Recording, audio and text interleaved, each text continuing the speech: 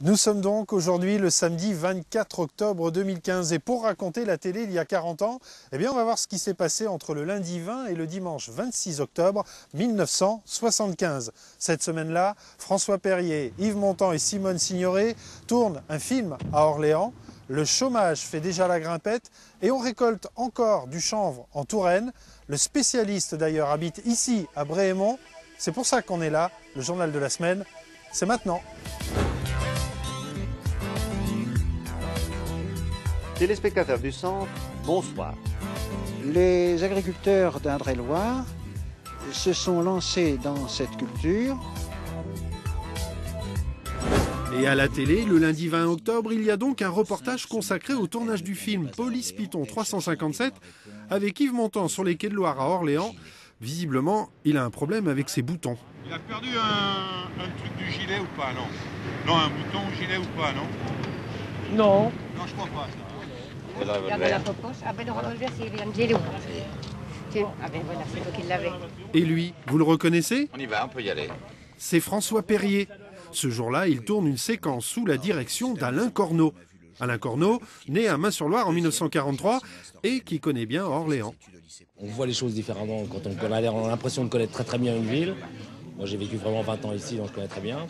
Et puis le fait de tourner une histoire dedans et d'inventer des personnages, de faire vivre dedans, fait qu'on découvre de nouveau la ville. Alain Corneau nous a quittés en 2010. Le film, lui, est sorti en 1976 au cinéma. Principale victime du chômage, les jeunes.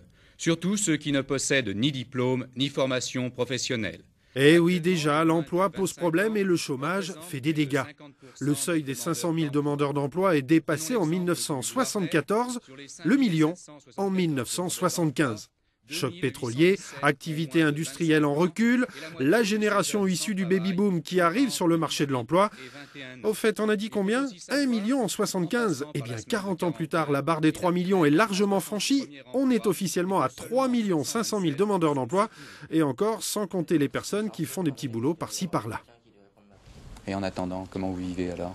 En attendant, c'est mes parents qui me passent de l'argent, quoi. Je peux pas faire autrement. Pendant ce temps-là, malgré ces mauvaises nouvelles, il y en a qui font des affaires, comme ici, au Salon des Antiquaires à Blois. Parmi les pièces les plus intéressantes, mais également les plus chères, une chambre à coucher Empire à 32 000 francs, un comptoir d'épicerie également Empire à 11 000 francs, une pendule demi-squelette ou encore un buffet Louis XIV 2 corps. Eh oui, l'ancien, c'est déjà une valeur refuge à l'époque. Cette plante était pratiquement tombée en désuétude avec l'avènement des produits synthétiques, mais depuis quelques années, le chanvre refait surface. On emploie de plus en plus la paille à la place du bois pour la fabrication du papier. On l'utilise aussi pour la corderie et la voilerie destinée à la pêche. On rejoint Serge Brosseau dans sa maison à Bréhémont. Bonjour Serge. Bonjour Flavien. On vient vous voir car vous êtes un peu la mémoire du chanvre. En 1975 en Touraine, on en récoltait encore beaucoup ici. Et 40 ans après, on en est où?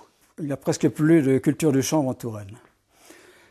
Elle s'est déportée en Anjou, pour la Semence, la Côte d'Or, le Tarn-et-Garonne et en Bretagne. C'est une culture industrielle qui me permet de nettoyer mes terres assez facilement parce que c'est une plante qui est étouffante, qui pousse rapide, qui ne nécessite pas de traitement pour l'instant.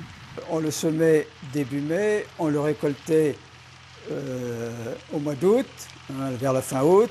On le mettait à rouir dans l'Indre ou dans la Loire. Après, on le faisait sécher dans des fours et on le broyait en dernier avec un cheval et une broyeuse.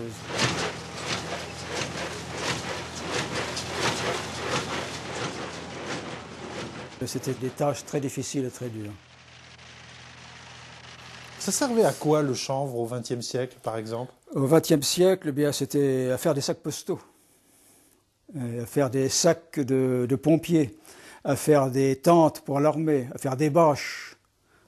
Donc, c'était arrivé à faire de la toile grossière et non pas fine pour faire des chemises ou autre chose les siècles précédents. Une toute dernière question. Je disais, vous avez la mémoire du chanvre, car à la fin des années 80, précisément en 1989, vous avez fondé une association. Racontez-moi. L'association des Ruissants de Bréhémont, composée d'anciens cultivateurs et cultivatrices de chanvre, qui ont été heureux de ressortir le matériel, de le faire marcher, de rallumer les fourneaux et de faire une fête le 15 août où il y avait beaucoup de visiteurs. Merci beaucoup, Serge. Je vous en prie.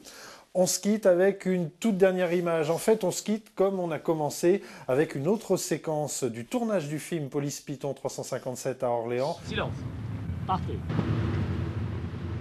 Yves Montand et Simone Signoret sont côte à côte à table. Ils répondent à une question du journaliste avec leur humour habituel. Ça vous fait plaisir de retravailler ensemble? Pas du tout. Si. À la semaine prochaine.